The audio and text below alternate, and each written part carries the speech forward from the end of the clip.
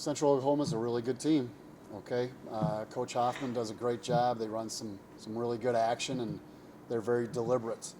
And we went through that during the week in scout, and we had it. We had everything that they were going to do. It's just hard to mimic that sometimes, and it's hard to get that going in a live game action. And I give Central Oklahoma a lot of credit. They made some tough shots, and then they had some really easy looks as well. So they played a really good first half. We didn't play a real great first half. We turned the ball over too much. We rushed some shots, and the second half, I thought we just had a little more. I hate to say it, but a little more energy. We got after it a little bit. We turned them over a few times. We got some easy runouts and kind of pulled away there a little bit. They still hung around. I'll give them a lot of credit. They hit some tough shots, a couple threes that, you take it from a 13-point game down to a 10, and if they could get a couple more, you get a ball game. But our guys really responded and kind of closed the deal, and it was a good win for us. Last year, you said the team didn't finish games the way that you expected them to or wanted them to. It seems like it's kind of flipped around this year, and you guys are getting it done. So far, so good. Knock on wood. It's we do have some guys, some more closers, I think, this year. I think with Brock, I thought Brock Mishak played a great game. We isolated him late in the game, and he hits a little bank shot to we work the clock. We get our 2 points. We get back. We can set up our defense. They don't get a run out. That was big. And then, Fontaine, they go a little zone, and Fontaine, we get the ball to him. We move it around. Comes back to Brock at the top of the key. He hits a three. I thought that was a big shot as well. So, when you can have guys that are playing together, it is really tough to defend teams. When you have just one guy trying to play one-on-one, it's easy to defend players. And you can get some stops. You can also have guys go off a little bit, but I don't think consistency long-term, you can play that way.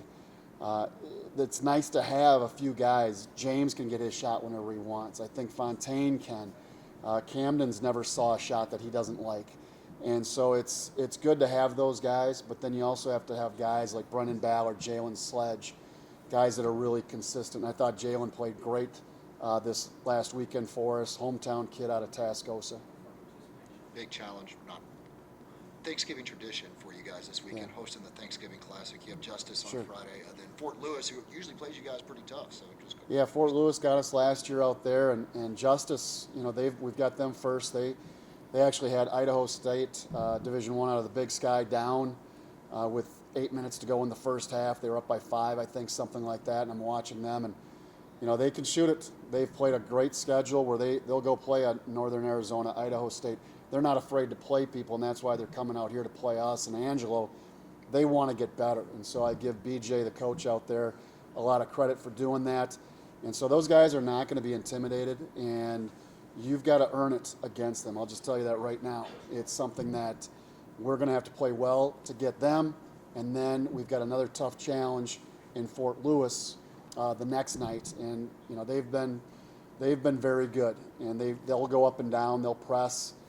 We struggled with that a little bit last year. We couldn't grab a couple loose balls. We missed some free throws down the stretch, and it was a tough loss for us out there last year. But I don't want to say it's a revenge game. It's an in-region game. It'll be a big one for us. We've had a couple teams in our conference already beat them, so we'd like to continue that and continue bolstering the LSC strength of schedule. Play back-to-back days. Does that change any strategy at all? I don't think so. I think the guys, especially this time of the year, we were off. I would have liked to have played this last week, Lance, instead of just playing Saturday and then Saturday again. It's nice to have a game in between to kind of have some rhythm. But playing Friday and Saturday, we're going to play everybody. Our starters, if they can play 40 minutes and they can do well, they'll be out there for 40 minutes. And then they'll play 40 minutes the next night as well.